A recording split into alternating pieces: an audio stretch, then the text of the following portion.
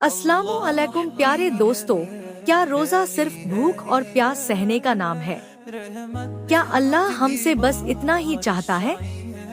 नहीं, रोजा सिर्फ खाने पीने से रुक जाने का नाम नहीं है, बल्कि ये आँखों का रोजा है, जुबान का रोजा है, दिल का रोजा है।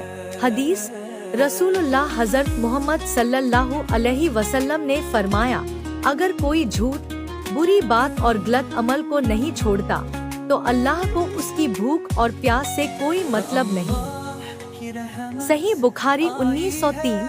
रोजा हमें सिखाता है कि सिर्फ पेट ही नहीं, हमारी आंखें भी रोजा रखें, किसी हराम चीज को न देखें, हमारी जुबान भी रोजा रखे, झूठ, गीबत, बदतमीजी से बचे और हमारा दिल भी रोजा रखे, किसी से नफरत न करे बल्कि सबके लिए भलाई मांगे।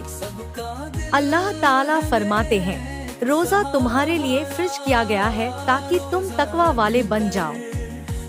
कुरान 2:183। इस रमजान सिर्फ भूख प्यास को नहीं, अपने दिल, आँखों और जुबान को भी रोजे में रखो, तभी हमारा रोजा मुकम्मल होगा। अगर ये वीडियो आपको पसंद आई तो इसे शेयर करें, ताकि हम सबका रोजा सिर्फ भूख प्यास तक ना रहे बल्कि तकवा और अल्लाह की मोहब्बत तक पहुँचे।